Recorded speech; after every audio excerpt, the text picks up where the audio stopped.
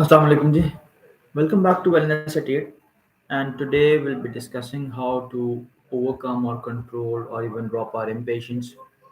Be patient in time of adversity, in times of negotiation, in times where we need to be much more in control.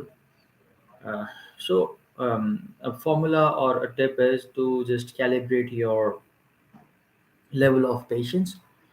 Um, if you are reactive, if you flare up in between discussions, interactions, negotiations, so you might be at minus 10 or minus 5. So just scale it.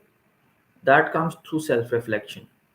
You exactly know who you are, what are the things that make you impatient, that make you angry, where you outrage, and you just try to overcome the person in front of you, or you try to just control the situation.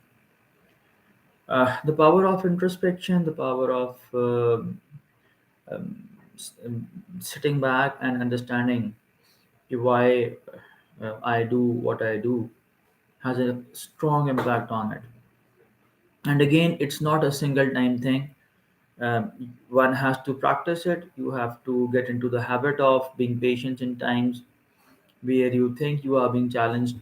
I don't say you are being challenged. You have been wrongly done, where you were right, and um, you need to be understanding that you need to be patient in those situations, or even the other person is right, and it's not as and what you have proposed or thought, but for the person, maybe he is more powerful, he's more authoritative, he might be on the right thing. There you need to just hold back yourself and try to incorporate how to listen to the other person, how to be more responsive. You need to learn and install those habits of being much more compassionate. I don't over here advocate, or I'm not advocating or trying to tell you that you become numb and anesthetic towards uh, things which are wrong. You should have a very clear discrimination between right and wrong.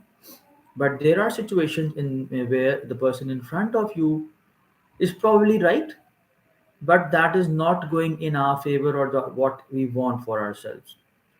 So at that time, you need to realize the situation, what is in the mutual benefit or what is in the benefit in the long run.